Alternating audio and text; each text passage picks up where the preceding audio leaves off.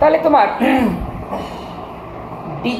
অ্যানালগের ক্ষেত্রে time voltage graph দেখো এইরকম, এটা পড়েছ, এদিক বরাবর টাইম, এদিক বরাবর ভি যদি প্লট করো, আমি যদি একটা প্লেন এসি সাইনাসয়েডাল এসি যদি ড্রয়িং করি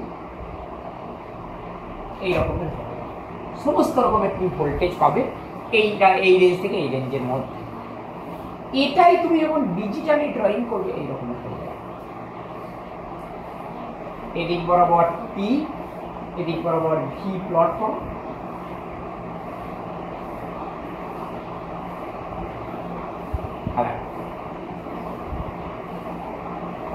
হয় ভোল্টেজের মান এটা অথবা এটা, এর মাঝামাঝি কিছু নেই। আছে কি?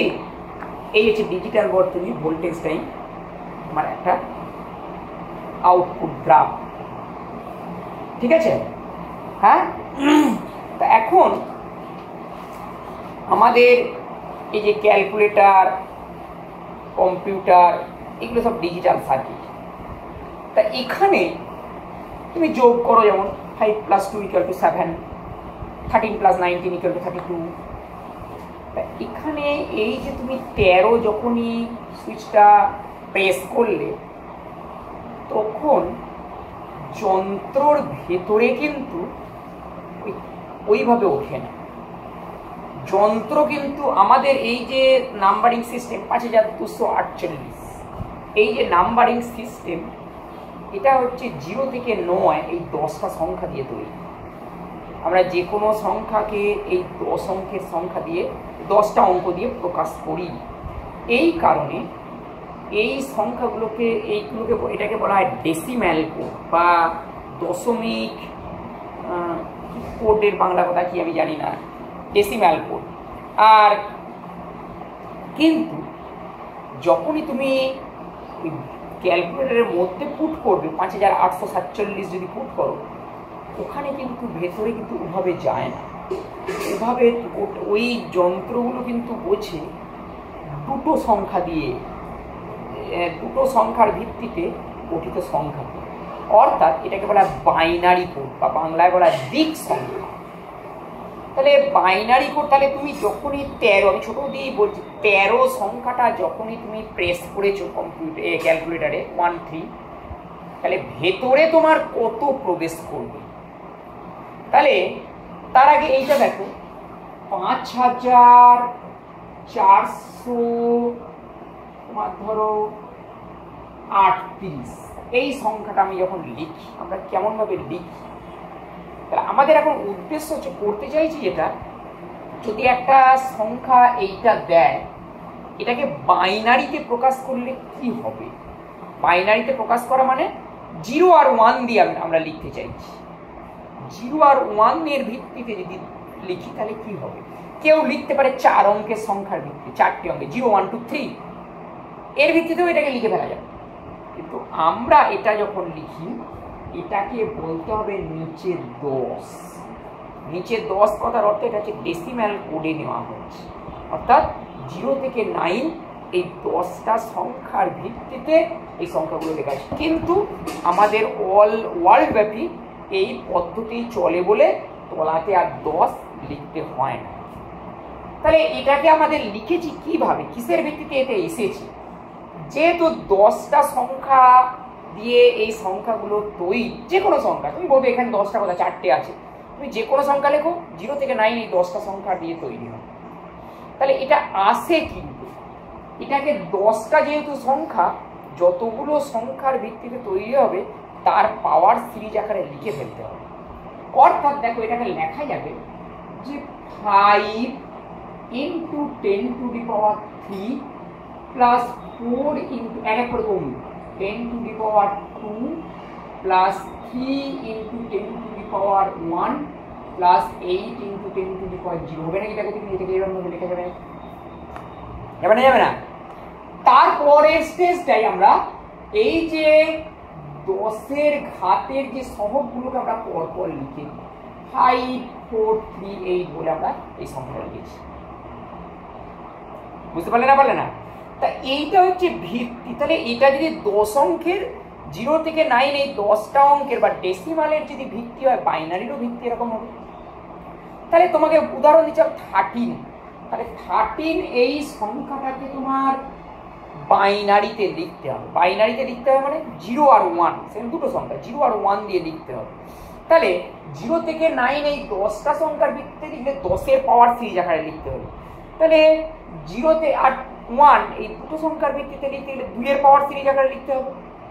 তাহলে 2-এর পাওয়ার সিরিজ আকারে লিখলে এটা হবে এরকম নাকি, দেখো আগে আমি লিখে দিই। 1 × 2 to the power 3, R 2 to the পাওয়ার 4 করা মানে 16 পেরিয়ে যাবে, নেওয়া যাবে না, প্লাস 8, তাহলে আছে কত 13, এখনো 5 আছে, প্লাস 1 × 2 টু দি পাওয়ার 2 কত হলো 8 12, প্লাস 13 আর 1 আছে।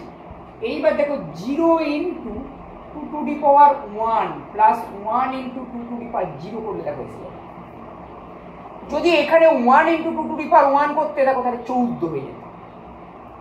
সেই জন্য যেহেতু 1 অবশিষ্ট আছে সেই জন্য 2 টু দি পাওয়ার 0 মানে 1, অর্থাৎ 13 বাইনারি কোডে এটাকে লিখলে দাঁড়াবে এই, তাহলে আগে কি নিয়েছিলাম 10-এর পাওয়ার সিরিজের সহগগুলোকে নিয়েছিলাম, এখানেও 2-এর পাওয়ার সিরিজের সহগগুলোকে নিতে হবে। তাহলে 1 1 0 1, অর্থাৎ ক্যালকুলেটরে যখনই তুমি 13 পুট করলে ভেতরে গেল 13 যাবে না, ভেতরে যাবে 1 1 0 1। কথাটা বুঝতে পারলে না পারলে না? হ্যাঁ, যদি একটু বড় সংখ্যা নাও, ধরো 127 এরকম নিয়েছো, একে তোমার বাইনারিতে লিখতে হবে। তাহলে এই 2-এর পাওয়ার সিরিজ আকারে লিখতে হবে। 2 টু দি পাওয়ার 6 মানে কত হয় 64, 64 2 128 যাবে না, 2 টু দি পাওয়ার 6 এই মতো থাকতে হবে, তাই না?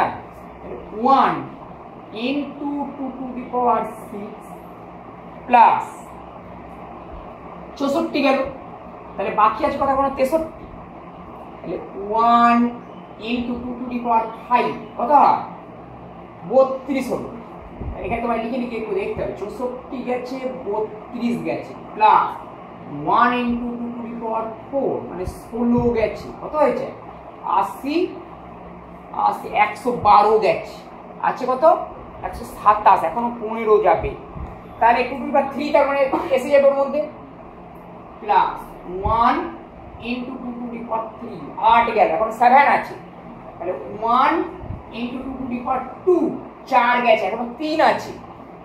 1 × 2 to the power 1 plus 1 × 2 to the power 0 মিললো না? দেখো তুমি এটা কত হয়েছে 64, এটা 32, এটা 16 8 4 2 1 বললে কত হয় 127 হচ্ছে তো। তাহলে এইবার লিখলে তাহলে তুমি কেমন পাবে দেখো, তার মানে 1 1 1 1 1 1 1 1, অর্থাৎ যখনই তুমি ক্যালকুলেটরে 127 পুট করবে ভেতরে কিন্তু প্রবেশ করবে, সার্কিটে কিন্তু এই সংখ্যাগুলো প্রবেশ করবে। সুতরাং তাহলে পরীক্ষা দেয় যে 127কে দিক সংখ্যায় প্রকাশ করো, তাহলে এইভাবে তাহলে করতে হবে। অথবা একটা সহজ পদ্ধতি আছে, 2 দিয়ে ভাগ করে করে দেখো, আমি এই দুটোকেই দেখাচ্ছি যেহেতু এই দুটো আমার হাতের কাছে করা আছে। তাহলে 127 এখানে দিচ্ছি 127, এটা হবে এখানে স্পেস হবে 127 2 দিয়ে ভাগ নিচ্ছি, 2 দিয়ে ভাগ নিলে হবে এটা কত 63, ভাগ শেষ গুলো লিখে লিখে যাবে, ভাগ শেষ হলো তোমার 1, পুনরায় 2 দিয়ে ভাগ নিচ্ছি 31, ভাগ শেষ 1, আবার 2 দিয়ে ভাগ নিচ্ছি 15, ভাগ শেষ 1, আবার 2 দিয়ে ভাগ নিচ্ছি 7, ভাগ শেষ 1, 2 দিয়ে ভাগ নিচ্ছি 3, ভাগ শেষ 1, 2 দিয়ে ভাগ নিচ্ছি 1, ভাগ শেষ 1, পুনরায় 2 দিয়ে ভাগ নিচ্ছি, আর যাবে না 0 কিন্তু ভাগ শেষ 1। কি বলছো?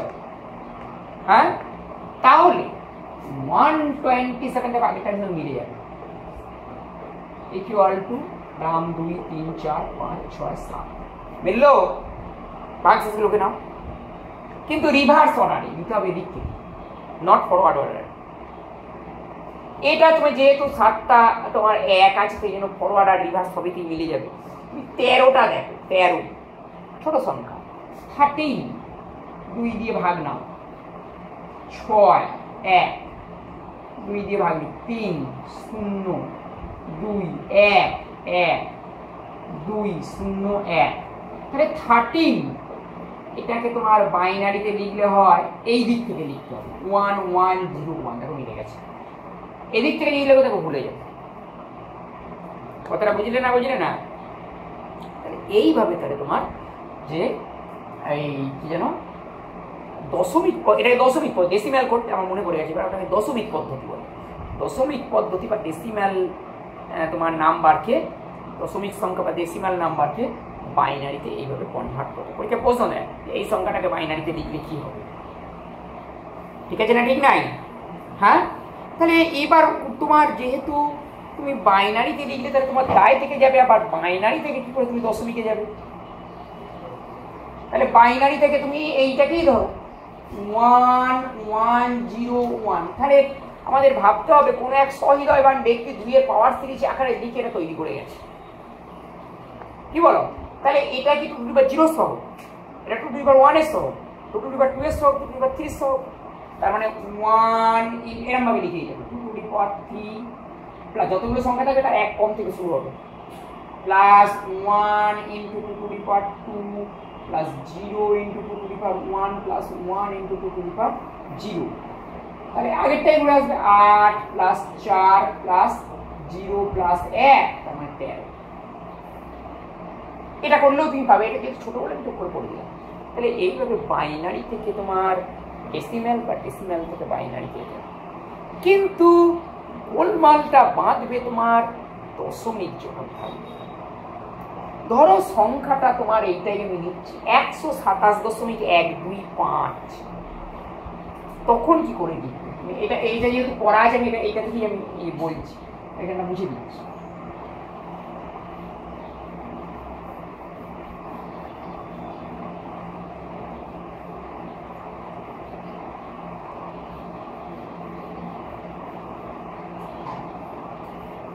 দেখ 127.125 এইটাকে কিভাবে, যখন যে ব্যক্তি তোমার 10টা অঙ্কের সংখ্যা দিয়ে লিখেছে তিনি কিভাবে করেছেন তার মোটিভটা দেখ। তিনি এইটা করেছেন দেখো যে 1 into 10 to the power 2 plus 2 এই সংখ্যাটাকে দিলেন into 10 to the power 1 plus 7 into 10 to the power 0 লিখেছেন নাকি? দেখো তিনি হবে ছিল না? এইবার দশমিকের পরে এই অংশটা plus 1 into 10 to the power minus 1 plus 2 into 10 to the power minus 2 plus 5 into 10 to the power minus 3 10 to the power minus 3। দেখা যাবে নাকি? দেখো এই পোর্শনটা করে এই জিনিসটা পাবো। ঠিক আছে? তাহলে তোমার এইভাবে তাহলে লিখে, তাহলে যে তুমি দশমিকে বাইনারিতে লিখতে হয় তাহলে এটা 2 টু দি পাওয়ার মাইনাস 1 এইভাবে লিখতে হবে। অথবা সহজ পদ্ধতি আছে, তাহলে এই পোর্শনটাকে তোমার বাইনারিতে নিয়ে যাওয়ার জন্য কোনো অসুবিধা নেই, দেখিয়ে দিয়ে দেওয়া হয়ে গেছে। তাহলে তোমার দশমিকের পরের অংশটা কিভাবে নিয়ে যাবে, অর্থাৎ 0.125 কে তোমার বাইনারিতে নিয়ে যাওয়া, এইটা দেখানো বাকি আছে, তাই তো? নিয়ম হচ্ছে এটাকে 2 দিয়ে গুণ করো। গুণ করলে কত হবে? 0250। এই যে দশমিকের লেফট সাইডের সংখ্যাটাকে এখানে লিখ, আমার দরটা শুধু 0টা। ঠিক আছে? এইবার এই পোর্শনটাকে আবার 2 দিয়ে গুণ করো। 0.250 ইন্টু 2 ইকুয়াল টু কত হবে? 0.500। দশমিকের লেফট সাইড আছে 0, পুনরায় দশমিকের এই পোর্শনটাকে শুধু 2 দিয়ে গুণ করে করে যাবে। 0.500 ইন্টু 2 হয়ে যাবে 1.000, যা বলবে। হ্যাঁ, তাহলে দশমিকের পরে আছে 1, এখানেই তোমার পরিসমাপ্তি হয়ে গেল। যতক্ষণ পর্যন্ত না 1 আসে ততক্ষণ পর্যন্ত এই গুণ করে করে যেতে হবে। অর্থাৎ 0.125 ইকুয়াল টু 0.000 0 1 এই অর্ডারে আসবে, ফরওয়ার্ড অর্ডারে। এটা কথাটা বুঝতে পারলে না? এইভাবে তাহলে তোমার দশমিককে রূপান্তরিত। কিন্তু এ করতে গিয়ে অনেক সময় অসুবিধা হয়, বেশিরভাগ সময় হয়। অনেক সময় মানে তোমার দেখবে 0 এই দিকটা এই কি যেন এই 1 উৎপন্নই হলো না। যেমন তুমি সিম্পল একটা এক্সাম্পল দিতে পারো, ধরো তোমার 127.6 আছে, তাহলে 0.6 থেকে তুমি বাইনারিতে কি করে লিখবে? আমরা পদ্ধতি কি অবলম্বন করলাম? 2 দিয়ে গুণ করব, ইনটু 2 1.2। তাহলে বললাম দশমিকের এপাশের সংখ্যাটাকে আমার লিখতে হবে 1, হয়েছে? কিন্তু দশমিকের এই দিকের অংশটাকে 2 দিয়ে গুণ করে যেতে হবে। তাহলে এরপর হবে 0.2 ইনটু 2 0.4, দশমিকের লেফটে আছে 0, 0.4 ইনটু 2 0.8, দশমিকের লেফটে আছে 0, 0.8 ইনটু 2 দশমিকের লেফটে আছে 1.6, 1 আছে। আবার দেখে এটা ঘুরে চলে না, আবার এই জিনিসটা চলবে, অর্থাৎ 1 কখনোই তোমার আসবে না। সেক্ষেত্রে কি করবে? দশমিকের পর 3 ঘর 4 ঘর নিয়ে স্টপ করে যাবে। আমাদের তো সেটাই পদ্ধতি, অঙ্ক করার ক্ষেত্রে দশমিকের পর 3 ঘর নেওয়া, 3 ঘর 4 ঘর 5 ঘর পর্যন্ত নেবে, নিয়ে থেমে যাবে। অর্থাৎ 0.6 কে এইটাকে তোমার বাইনারিতে লিখলে হবে 0.1001, আমি এখানে থেমে গেলাম। ঠিক আছে, এখানে চলতেই থাকবে, কোনো তো শেষ হবে না। এই পদ্ধতিটা তাহলে দশমিক সংখ্যাকেও বাইনারিতে প্রকাশ করা যায়, দশমিকের পরের অংশ ফ্র্যাকশন পোর্শন।